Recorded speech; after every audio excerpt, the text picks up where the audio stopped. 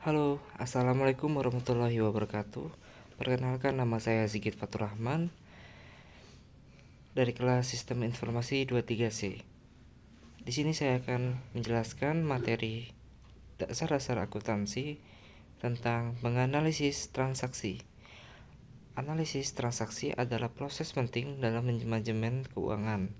Hal ini melibatkan pemeriksaan detail terhadap semua transaksi keuangan yang dilakukan oleh suatu perusahaan atau individu.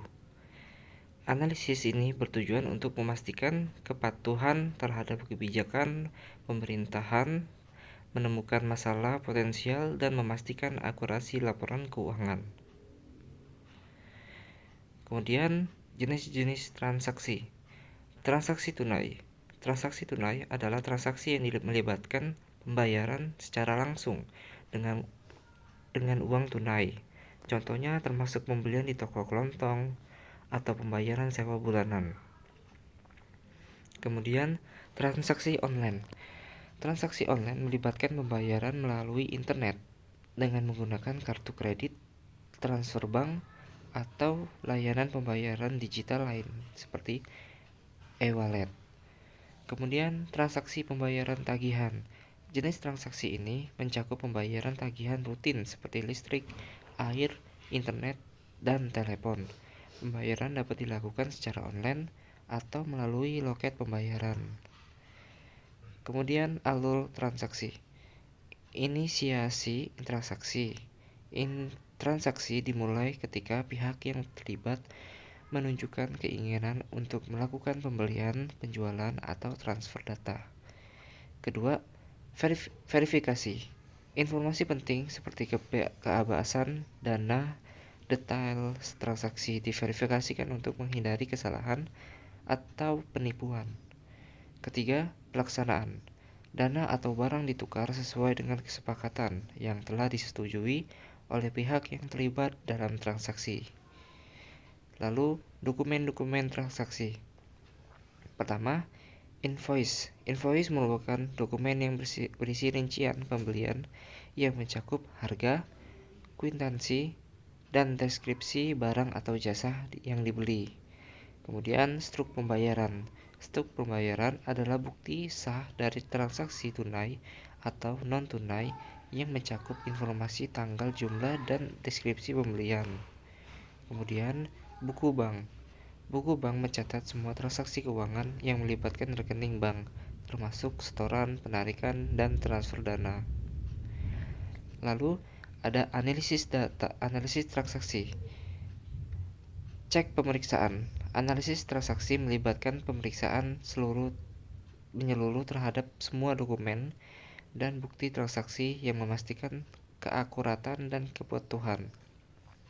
Lalu, identifikasi pola. Mencari pola atau tren dalam transaksi untuk mendeteksi perilaku atau kegiatan yang tidak bisa atau mencurigakan. Lalu, perbandingan data. Menganalisis perbedaan antara data transaksi dengan bukti fisik atau digital untuk menemukan ketidaksesuaian atau potensi kesalahan. Lalu, tujuan analisis transaksi. Mendeteksi kecurangan. Analisis transaksi bertujuan untuk mendefinisikan tanda-tanda kecurangan seperti pencucian uang, pemalsuan, atau penyalahgunaan dana perusahaan. Kemudian, memastikan kepatuhan. Memeriksa transaksi memastikan kepatuhan terhadap kebijakan, prosedur, dan regulasi yang berlaku. Kemudian, proses peningkatan analisis transaksi juga dapat memberikan wawasan untuk meningkatkan proses bisnis, efisiensi, dan pengendalian internal. Lalu ada langkah-langkah analisis transaksi. Yang pertama, mengumpulkan data. Langkah awal melibatkan pengumpulan data transaksi dari berbagai sumber yang akurat dan relevan. Kedua, menyusun data. Data disusun dan diklarifikasi untuk memudahkan analisis dan pemahaman terhadap pola yang muncul. Ketiga, menganalisis data. Data dianalisis secara cermat untuk mengidentifikasikan anomali, tren, atau pelanggaran yang mungkin terjadi. Kemudian, contoh analisis transaksi. Penyelewengan dana. Contoh analisis transaksi melibatkan penemuan, pengeluaran, dan tidak sesuai dengan kebijakan perusahaan yang penggunaan dana tidak wajar. Manipulasi laporan keuangan.